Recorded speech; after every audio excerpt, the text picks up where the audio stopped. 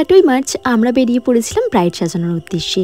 এইদিকে আমার স্টুডেন্ট দুটো সানগ্লাস নিয়ে এসছে, দিয়ে দেখাচ্ছে আমাকে যে কোন সানগ্লাসটা পরে বেশি ভালো লাগছে। যাই হোক, তারপর আমি চলে গেছিলাম ফুলের মার্কেটে ব্রাইডের জন্য ফুল নেব বলে। ব্রাইডের হাজবেন্ড আমাকে অলরেডি বলেই দিয়েছিল যে তোমার যেরকম ফুল ভালো লাগে তুমি সেরকমই নিয়ে এসো। তো ওনারা আমাকে বেনারসি ছবিটা পাঠানোর পর আমার যে ফুলগুলো মনে হয়েছে ম্যাচ খাবে আমি সেগুলোই নিয়ে নিয়েছি। আর এই দেখো, এই ফুলগুলো আমি আমার ব্রাইডের জন্য নিয়েছিলাম। এই ফুলগুলো ঠিক আমি নাম জানি না, তোমরা যদি জেনে থাকো তাহলে অবশ্যই কমেন্ট করে জানিও। আর গাড়িতে যেতে যেতে আমরা ফুলের বাঞ্চগুলোকে রেডি করে নিয়েছিলাম যাতে আমাদের কাজটা একটু এগিয়ে থাকে, কারণ ব্রাইড সাজানোর পর আমাদের অন্য একটা লোকেশনে ছিল পার্টি মেকআপের বুকিং। আর আমরা যে লোকেশনে যাচ্ছিলাম সেই লোকেশনটা হচ্ছে কামারপাড়া। তো যেতে যেতে আমরা অনেকটা জ্যাম পেয়েছিলাম, আর জ্যামে আটকে পড়ার কারণে আমাদের ভীষণ পরিমাণে গরমও লেগে গেছিল। তাই রাস্তায় মাজা কিনে আমরা খেতে খেতে চলে গেলাম লোকেশনের উদ্দেশ্যে। ব্রাইডের ভেনুতে যাওয়ার আগে আমরা ব্রাইডকে অলরেডি ফোন করে জেনে নিয়েছিলাম সে রেডি হয়েছে কিনা। তাই মাঝ রাস্তায় দাঁড়িয়ে পরে আমরা ভালো জায়গা পেয়েছিলাম বলে বেশ কয়েকটা ছবিও তুলেছিলাম। তারপর আমরাও চলে গিয়েছিলাম ব্রাইডের ভেনুতে। আর দেখো চারিদিকটা কত সুন্দর করে ডেকোরেশন করা হয়েছে, আমার বেশ ভালো লেগেছে এই ডেকোরেশনটা। আর যা মাত্রই আমাদের ব্রাইডও চলে আসে, আমাদের বেশিক্ষণ ওয়েটও করতে হয়নি। যাই হোক, এই হচ্ছে আমাদের আজকের ব্রাইড ভীষণই মিষ্টি ছিল, একদম ছোট্ট পুতুলের মতো দেখতে লাগছিল। তারপর আমরা আমাদের কাজ শুরু করে দিই। ব্রাইড আমার কাছে কোনো রকম কিছু ডিমান্ড করেনি, শুধু হেয়ার স্টাইলটা চেয়েছিল ওপেনের মধ্যে।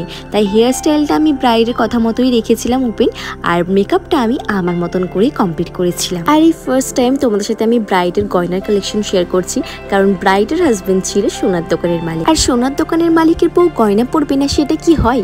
তাই আমি আমার ব্রাইডকে একদম ভরিয়ে ভরিয়ে গয়না পরিয়েছিলাম। আর দেখো, আমাদের ব্রাইডকেও কিন্তু বেশ মিষ্টি লাগছে, তাই না? আমি চেয়েছিলাম আমার এই ব্রাইডকে যেন একদম লক্ষ্মী প্রতিমার মতো লাগে।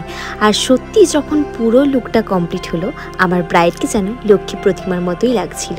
এই দেখো আমার ব্রাইডের ফাইনাল লুকটা। আর আমি যখন আমার ব্রাইডকে মেকআপ করছিলাম, আমার ব্রাইড কিন্তু একটি বাড়ির জন্য আমার কাছে আয়না দেখতে চাইনি।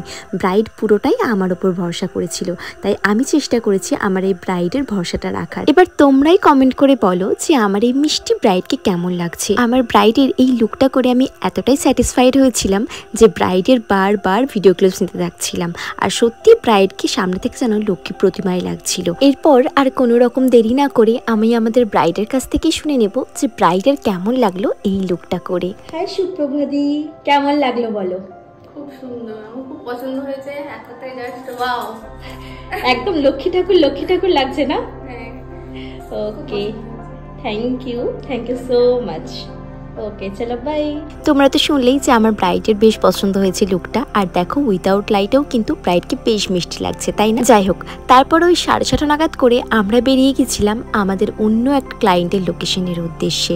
তোমাদের সাথে গল্প করতে করতে অলরেডি আমরা লোকেশনে পৌঁছেও গেছি। আর দেখো, এইখানকার ডেকোরেশনটাও কিন্তু বেশ ভালো লাগছে, একদম সাবেকিয়ানার মধ্যে ছিল। এবার চলো ক্লায়েন্টের কাছে পৌঁছে যাওয়া যাক। আজকে আমি যে ক্লায়েন্টটিকে সাজাতে যাচ্ছি সেই ক্লায়েন্টের অলরেডি তোমাদের সাথে একটা লুক শেয়ার করে দিয়েছি। তো সেই দিন ছিল এই দিয়ের ভাইয়ের রিসেপশন, তাই দি নিজের ভাইয়ের বউকে সাজিয়ে পরে আমাদের কাছে সাজতে বসেছিল। যাই হোক, এই লুকটা কেমন লাগছে তোমরা অবশ্যই কমেন্ট করে জানিও। একটু তাড়াহুড়োর মধ্যে ছিলাম বলে ভিডিও ক্লিপ সেভাবে নিতে পারিনি। দেখা হচ্ছে নেক্সট ব্লগে, বাই।